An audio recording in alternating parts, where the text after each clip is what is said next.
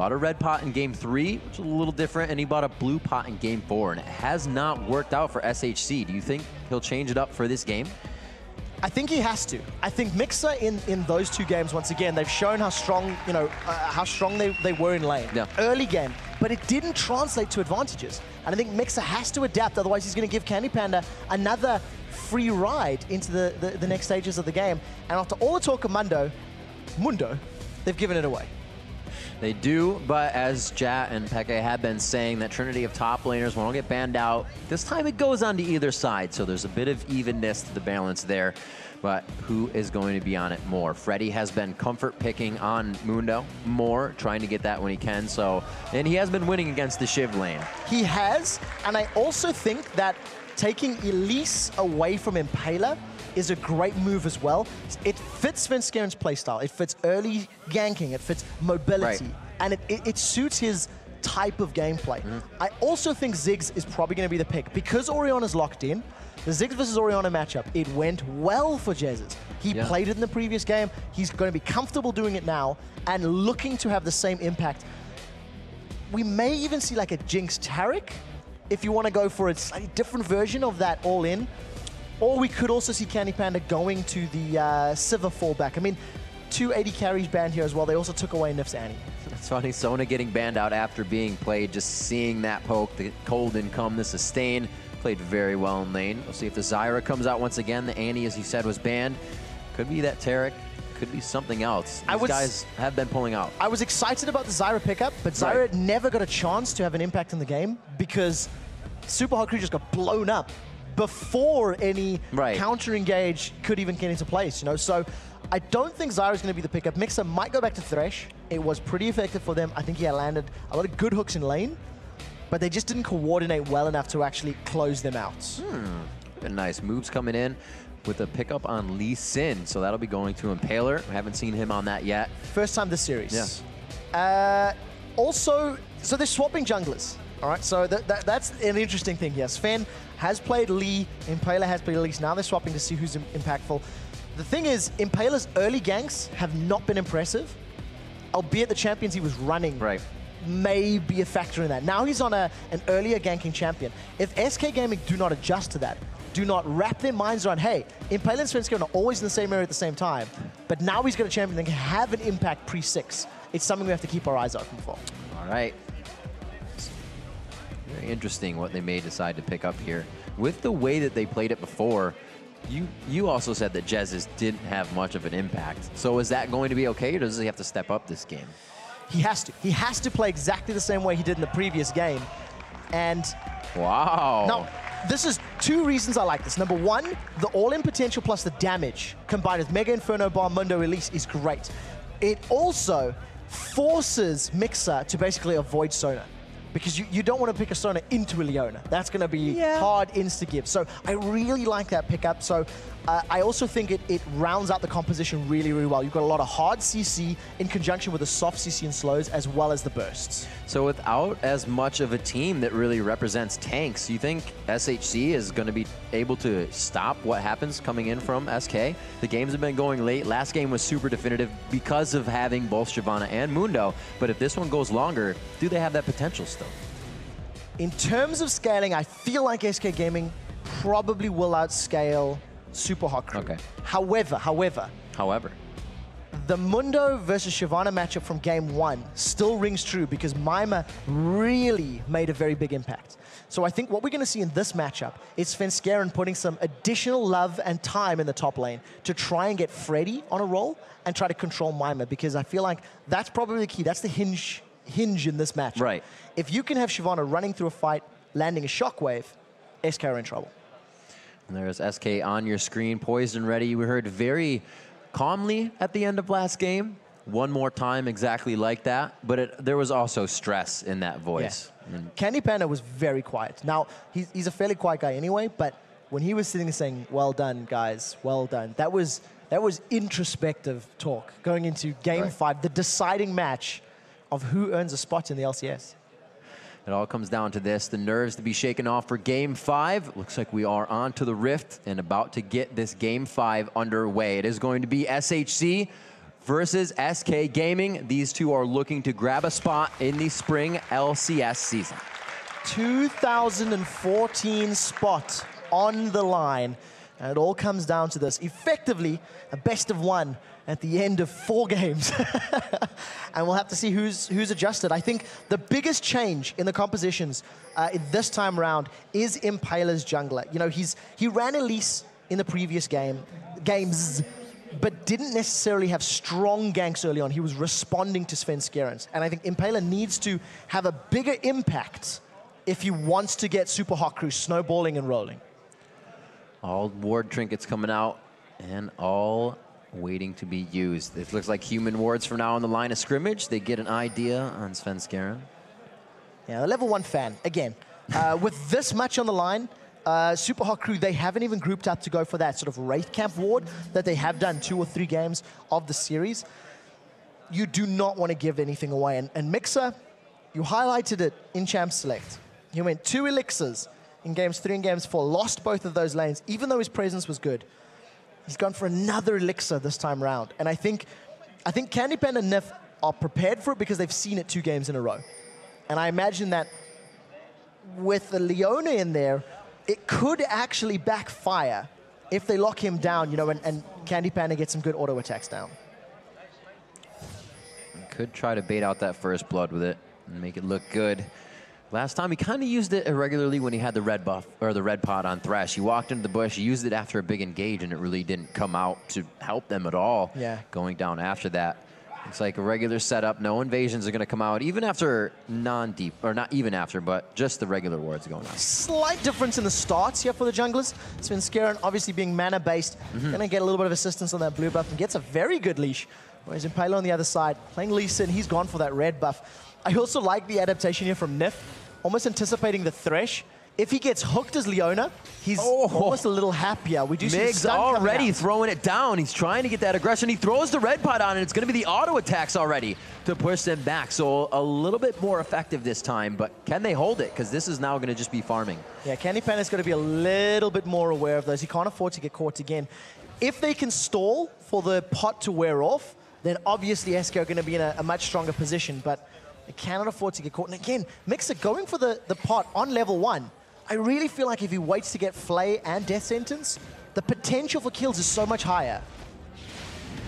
We'll see what he can do. It doesn't cost them the game, but so far it hasn't exactly helped them out all too much. Impaler taking down the blue buff, and he may be towards this bottom lane. We are going to see Svens go back towards mid and help out that mid lane, and a little bit more kill potential coming from the lanes as well. It's not slows on slows. There's some crowd control coming in. Yeah, and some good damage backing it up. Right. You can see Impaler immediately. He's got a faster clear here than Svenskeren. He's got his red buff and his blue buff, and he's made it down to this bottom lane. But the problem is the wave is so pushed, so they're going to have to try to do a dive if they want to go for it now, and I'm not sure that's the wisest decision against the Leona. At the turret, Will. So he does. They say, hang on. If you can hold your breath for a little bit longer, I will be to the bottom lane. It looks like they waste some good time of Impalers here. He's going to head back off into his jungle. Gold still sits at even, as everybody's quite even on CS. As Impaler backs off, Svenskeren fills the slot. He's a little bit late, but of course the wave was very pushed. And I'm not really expecting him to go in here. He's sitting at the tower, is level 4, so does have all of his abilities available to him. A little bit of indecisiveness. You can see that he wants to go bottom, but he's like, I don't want to hang around here because it's not guaranteed. Just trying to figure out who's going to play the aggression. Migza and Hayda always trying to pressure that bottom lane. Mimer, Freddy, these guys are going to be up here for a while. Once again, going out for the fight. Probably see them up to 80 farm before they really try to get in each other's face and get those items under their belt. Yeah, and same situation that we've seen in previous games. Shyvana's going to have the advantage in the early levels. Dr. Mundo's going to outscale and be able to survive and trade back and forth.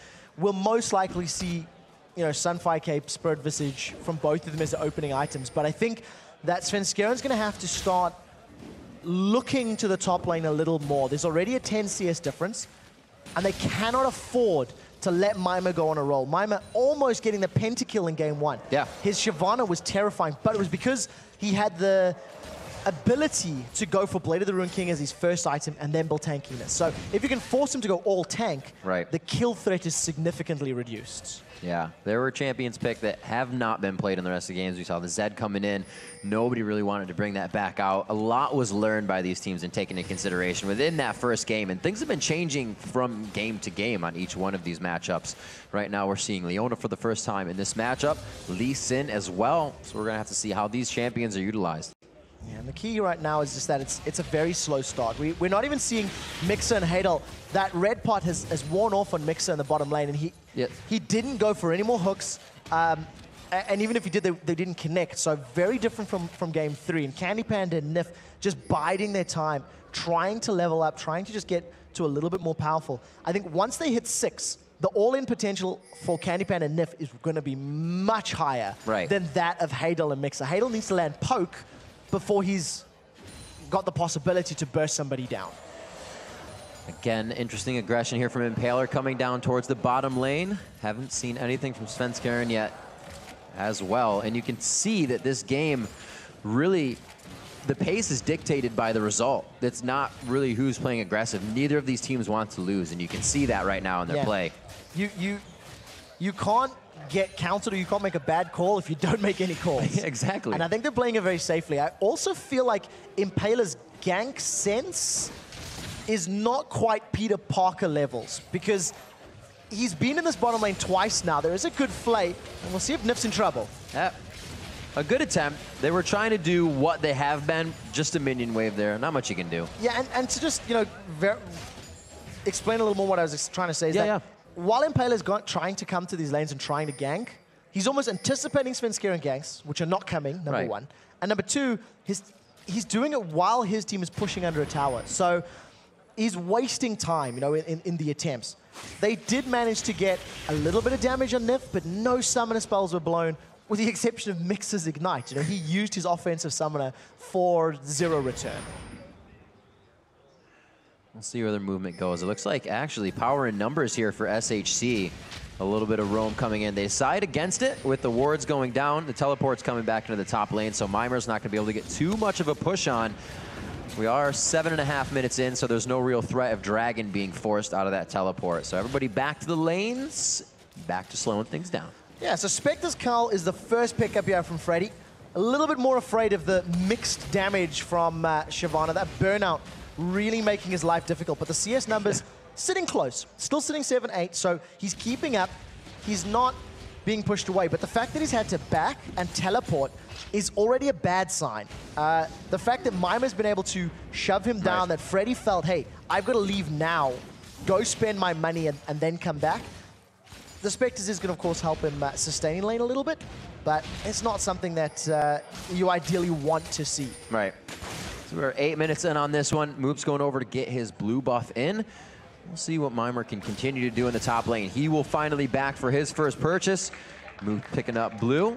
And it looks like he's going to get some control. Where are you going? Oh, he's just setting up wards. Jessis loves the ward. This guy always has at least 2 wards out. Yeah, it's a good policy to have, and even more so when you're playing against a Lee Sin that has that ability to get in your face and get involved. Approaching 8.5 minutes, and you can really feel a tension building in the game right now as both teams are just trying to find a small chink in one another's armor. There is going to be a 3v3, and there's the engage! Solar Flare coming down to the scene and played right on top. Are we going to have the first blood? Yes, it is. 9 minutes into the game, it comes into the hands of Svenskeren, and they will continue. Flashing after the arcane shift, Hadale is forced out of the fight, and the tension was indeed building. Quick shot. Absolutely brilliant play there, not waiting. Nif throws down the Solar Flare, catches 3 members of HHC, and there was even a Ziggs ultimate coming in for good measure. Thanks to the kills they've secured, plus having Elise and her Spiderlings to tank Dragon, it's going to allow SK to get the kills and a Dragon at 9 minutes 20 and stamp an early authoritative move on the game. And that really couldn't have happened any better. Your Mundo used teleport to get back top lane, and you're kind of still safe on that situation. Don't need him. Saving the turret. And the kill that Candy Panda secured gave him red buff as well. So not only does he have that kill in his back pocket, he now has red buff to make Hadal and Mix's life even more difficult. The range on that switcheroo is going to allow him to apply the red buff stacks really well. As Jesus has caught Impaler. That is explosive to say the least, and quickly canceled out there by Svenskeren with his last bit of mana. And I think all he was trying to do was ward. You know, at the time, Mima was dangerous. around the blue buff area. Mima went down to get a blue buff ward, and it looked like Impaler was trying to get in there. But just a good read from Jez's. He was chilling. He's, come on, I can do it, I can do it. And this time round, they get the kill. So for 9 minutes, we saw nothing. And in 1 minute, we saw 3 kills instantly. 15,700 gold to 13,200 SK, taking a bit of the driver's seat here. They had it from last game. Another Zenith Blade consecutively now as it comes up onto the traps, putting death sentences in. They could turn this one around very nicely. Candy Panda very low, and they do. Back into the bush, denies vision. A very great play by Migza, knowing they could go offensive even though they were aggressed on. Yeah, I couldn't burst down Thresh. His shield was too high, plus the additional HP from Ruby Crystal. And that is the reason you never focus the support. If you can insta-give them, I can almost let it slide. But there is a big shield there to burn through. And, you know, as your first move, I guess I didn't want to run the risk of having Haydel, you know, Arcane shift away. And immediately that lead is slightly mitigated. Of course, the kill did go to Mixer, so luckily no gold sitting in Ezreal's pocket. That'll be a little bit of the knock, or a little knock on their confidence in that one. They were kind of getting a little ahead of themselves, so they can see that things can still go wrong, which is also a good thing, because now they won't make the mistakes again. You've also got to give props to Mixer. He landed a good death sentence there as well. So that's going to interrupt the number of auto attacks that can go down, and that makes your life a little bit better there. So very good reactionary play from him. Bottom lane is even at 1-1. Svenskeren is nowhere near this top lane, but Impaler is. And we see Impaler moving in, maybe trying to jump on Freddy. And this really doesn't have too much of an effect, but they are doing it more to try and just harass a little bit, figure out if it is going to work.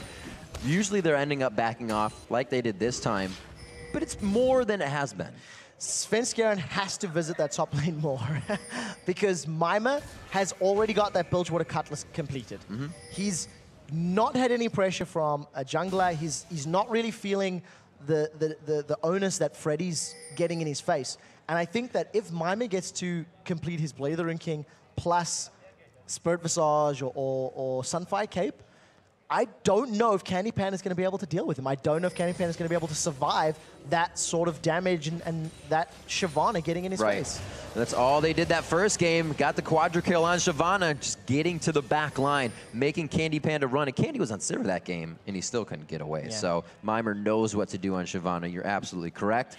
As they come up on 19,000 gold, they're starting to spread that lead a little bit more. 2K in their favor. That's not huge items in the inventories of anybody, but it is what they need to win their lanes, which is what's been leading into that mid to late game win. Yeah, a very good red buff steal there from Svenskeren. A little bit of help from Jez's, just making sure that he counter jungle safely. And look at this, junglers both getting involved in the mid lane. Gank's coming in, Moops is in trouble. Oh, there's the gap closer, flashes the cocoon, playing it very safe, tries to throw it in. Impaler just on the outside, and Nif as well, a little too far behind to help. Yeah, Nif was roaming up from the bottom lane, really sort of anticipating that fight to break out. And look at all the vision. Look at the number of wards there. I count 1, 2, 3, 4. There are 7 SK wards in the map in comparison to 5 wards sitting for Super Hot Crew. They really do not want to get surprised. They don't want to get jumped on without being well aware of the situation and what options they have available to them. Nif still trying to roam. He did the same thing when he played Karma, just a little less speed between the lanes, and he wasn't able to get there in time. We'll see if he does it again. They are trying to hold leads in every lane. They don't try to aggress onto this, but they do have the ward for it. So good vision coming down. Nothing going to come of it just yet. Looking at the items in the inventories and the CS, it's still all very, very close in that aspect. Even though the score is currently 3-1 in kills, you feel like the lanes are still pretty even. Yeah. You know, AD carries and support are not necessarily one-sided as they jump on Mixer. There it is. Once again, the Zenith Blade at the Solar Flare. The bomb's coming in from the side, and everybody gets a piece of that one. Haydale's going to be pushed out of lane here, but Svenskeren doesn't make it easy for him. Wow, Svenskeren maybe even want to dive this one. He throws down the barrier. Wow, so tried and true to go for the kill. One last auto attack. The red buff keeps him in range, and Svenskeren had to reconsider that one. Uh-oh, does he have the repel coming up? Oh my gosh, he's able, no, he just gets taken down, but he goes down valiantly, and it's Nif that's able to pick up the kill. Yeah, he ignited him. Yeah, he wasn't letting him get away. Ignite lands that last tick of damage. Nif now gets the red buff. That's going to allow the tower to be secured here for SK Gaming, but Great play from Svenskeren. Tower diving to pick that up, and that allowed that passage of play to happen. I don't think giving away the kill was as bad because they were able to secure the tower as well. But Mima is dirty farming again, or whatever you want to call it, farming between towers. And this is what made him so scary in game one. SK have not even tried to deal with it yet. It's really creating problems right now. The teleport is up. Dragon is coming up as well in 1 second on this game. So we have to see where Mimer is. Mimer's still at that top turret. Could potentially take it down if we have the teleport. But SK didn't need the teleport last time. They were able to take it by themselves without top lane. They won it basically themselves. Now, Super Hot Crew, they've started the Dragon off, and they've done this in previous games to their detriment. You know, kicking it off without having control of the area, without necessarily being grouped tightly enough. SK are stood right on top of a ward, so Super Hot Crew are aware of their position, and Jez is not as sneaky as he thinks he might be. And as you said, teleport available for Freddy. Mimer's making his way down to the bottom lane, and it looks like the standoff fizzles as everyone backs away from Dragon. We see Mimer picking up his Blade of the Rune King. They're heading down for Dragon, so they're waiting for all the reinforcements here. It's going to be interesting if SHC uses their ultimates before knowing where all of SK is. This could be bad, and they could be kited out of this. Teleport's coming in already. Let's see what Freddy can do. That's what RNA was saying. Once Mundo's in the fight, it's already going to be a bad situation. One goes down already. That's going to be Moops. They look for another one, and it's going to be Impaler going down, and the health bars continue to bleed out. Get excited. Migs is the last one. He will be falling to the rocket. The double kill is everybody gets excited that's an SK fan, and the double kill as well for Svenskeren. That's an ace for SK Gaming. Moops was killed before he could cast his shockwave. The shockwave was mid-animation as the last tick of damage applied, and he died before it went off. I don't know if that was the right call for Super Hot Crew, because Mima only has a Negatron cloak. He picked the fight with no tankiness. He was relying on Shyvana's base stats. Pay very careful attention to Moops here. He gets stun-locked, rooted, stunned, and you see the animation starting. Fizzle. But it just fizzled because he died. He wasn't able to finish it up. And just very good cleanup play. Get Excited allows Candy Panda to chase absolutely everybody down. And SK with a brilliant fight. 2 kills for Elise, 2 kills sitting there for Candy Panda on Jinx. And you have to feel now, 8,000 gold, 11 kills to 2. SK are once again in the driver's seat. They are very much in the driver's seat, and all they need to do is the same exact thing to take back that LCS spot.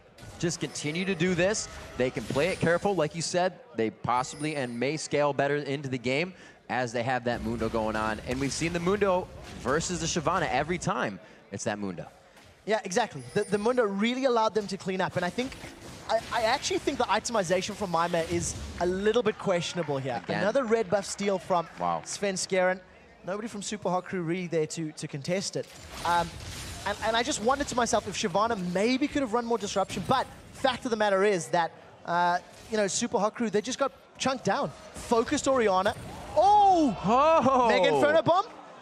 Mega Inferno Bomb's coming down! Oh, no! He stopped! Oh, my word! I shouldn't laugh at that. Haydel stopped. Window shopping kills, ladies and gentlemen. I know it's Christmas season and you're buying gifts, but window shopping kills. Really, though? By that point, it's like 8 seconds to walk back to base once you're at the inhibitor anyways. That didn't work out in his favor at all, and Jez is with a long-range snipe. Now, the 3-1-1 split is coming up from SK. They've done this a couple of times already. Candy Panda just really likes to, you know, push the lanes, but he does have the support of both Nif and, of course, Svenskeren there, as now they want to go to steal the blue buff. And look at the wards. Look at the amount of vision that SK has on this map. It's complete control. Looks like they have more turrets just kind of hanging out in the forest here, in the jungle, rather. Moops going back into the jungle. Migza forced to back, but these guys are trying to spend what money they have to continue scaling themselves. And you can see for Migza, it was only a cloth armor. They're just trying to stay alive right now. Yeah, cloth armor and ruby sightstone in comparison to a sightstone chain vest and a giant's belt for Nif. You know, in conjunction to all of the additional stats that he gets from his W, it's a very good position to be in. SK secure the 3rd tower of the game. They're not going to let up because there's no one from Super Hot Crew around. they're going to be able to challenge for a second tower uncontested, basically. They're just crushing down these turrets. The True Shot Barrage at this point not even holding enough power to come out because he's relying on that burst damage. Mundo Ultimate comes out, and for sure he's going to be able to just come back to this fight. Yeah, Mima did very well there. He's still able to 1v1 Freddy, but he's not strong enough to survive Jez's and Candy Panda's damage. Right. Candy Panda backing up on this one just to grab the red buff, which means everybody is going to slow it down. The 80 carries off and running, picked up as well, get everybody bolstered up with those resources. They really aren't going to buy too much more right now. That's going to change the fact of the game because they're already ahead. Everything's just going to be adding on to that. It's really in SHC to mitigate what's happening. 10,000 gold difference in 20 minutes. They are generating 500 gold per minute more than Super Hot Crew, and now Impaler's going to get caught. Nif may dive on this immediately, decides against it, realizing there were numbers missing, and of course, Jesus wasn't there either. But again, 3 members of SK in the top lane, 1 mid, 1 bottom lane. SK are trying to play the map here and get the maximum advantage they can. And I think that was a good hold off. The majority of their wards are in the bottom lane, so that was a little blind for them. They get the turret out of it, 3 people surrounding, gonna soak up that golden experience. 20 minutes into this game, and it only gets more definitive from SK. 5 towers without reply. Without a single reply from Super Hot Crew. And I really have to question the red pot starts again for Mixer.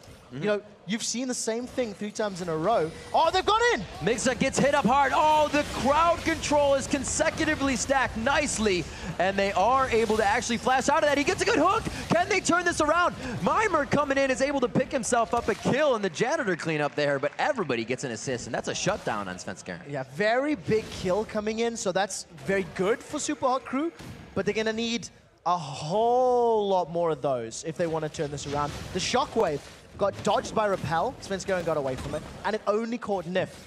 But, you know, when you're defending, when you're doing the panicky ultimate, that's basically what's going to happen. You can actually see a great replay of this right now. The only people that are engaged in this right now is Nif and Svenskeren. And the Shockwave only catches Nif because Svenskeren was flying through the air. You actually see the quasi-globals coming in there, of course, the Mega Inferno Bomb and the Super Mega Death Rocket. But it didn't connect the low health. So yeah, there's lots of death in their epic long-range ultimates. All right, we'll see if this turret will be going down. Mimer getting a bit of gold for himself. A little bit of control over the top lane here. The teleport still available for Freddy. Every fight he's been in is a walk-to fight. So that is just big plays they can create if they need to. Yeah, and from that previous fight, I feel like Nif has taken it personally that Mixer was annoying him so much in the previous games.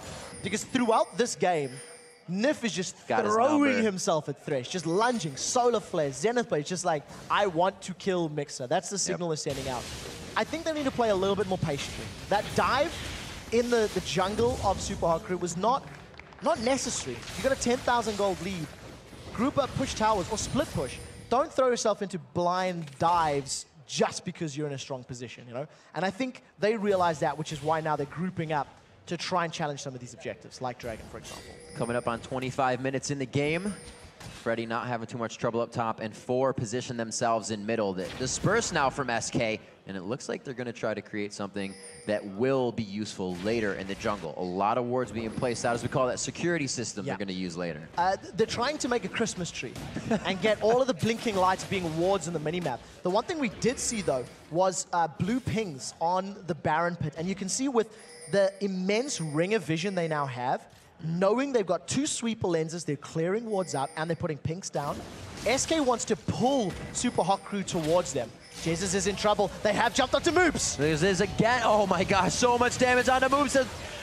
So much crowd control. They can't even react. Still into the fight. Freddy finds himself in. This is again a fight without teleport. They are just ready to engage. Going in, they get another kill onto Migza. Finds himself down. Kill death timers are now about 30 seconds. So it doesn't leave them with much, but we'll see what they can do with it. 24 minutes. They've got all the vision they wanted for Baron. They wanted to play the game.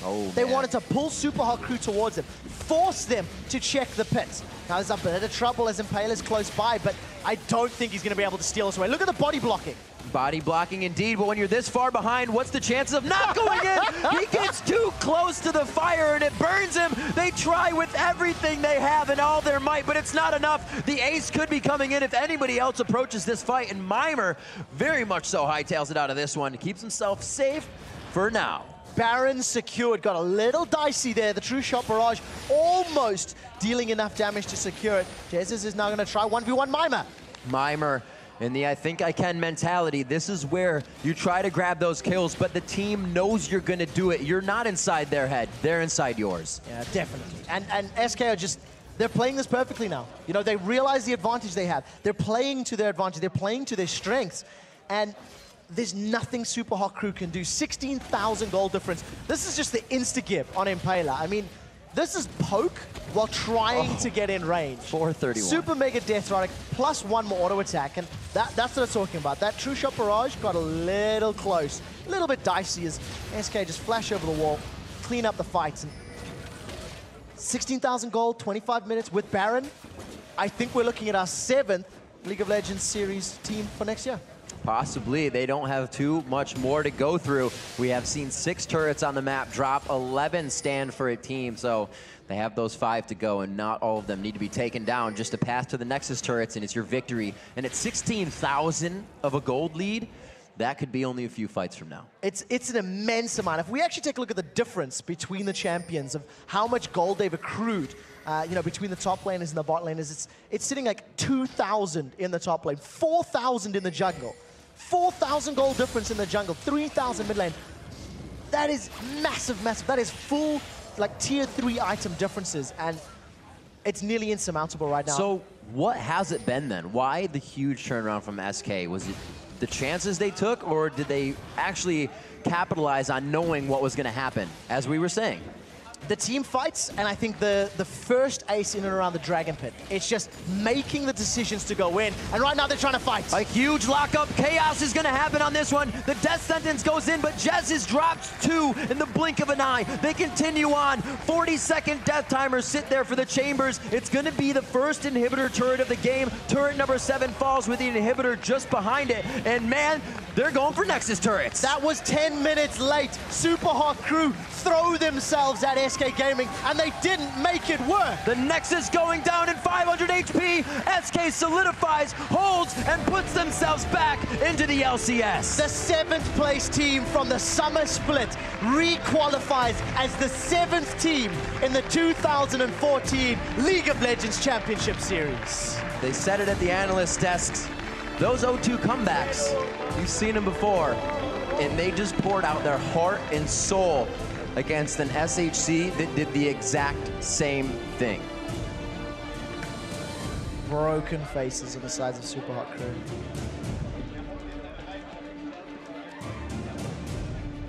Amazing play coming in. Loss. A team put together quite, not recently, but changes. We've said there were so many. 1, 2, 3 to the top lane, a few in the mid lane, here and there for the jungler. That's a lot to work with, and they did a fantastic job with what. I'm gonna be frank. We've seen 2 SK Gaming teams today.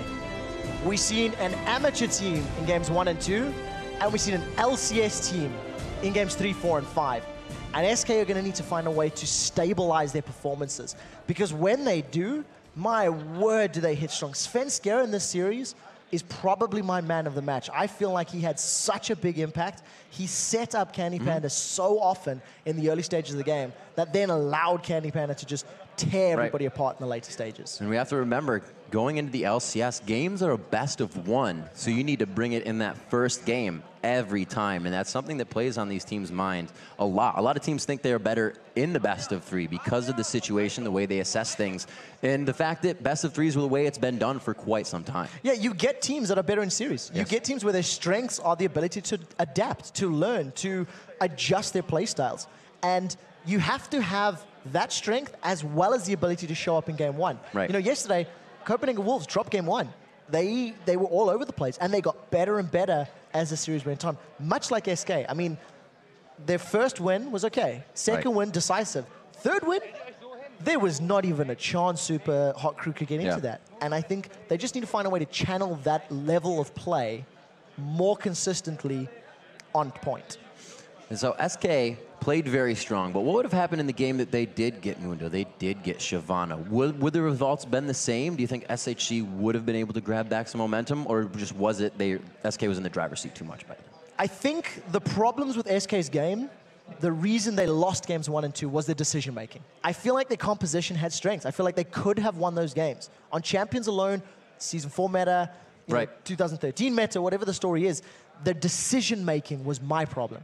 If you go back and review those VODs of games 1 and 2, game 1 in particular, SK didn't do much. Right. You know, they let Super Hot Crew control it, and then as the series we saw went them on, trying to do much, but they didn't. Yeah, you know, they sort of went, hey, we kind of want to do something. Game 2 is like, hey, we want to do this. We want to fight blue. We want to fight blue again. We want to fight blue again. And like, well, we need a different gimmick because it backfired because Super Hot Crew sort of just outplayed them in those instances.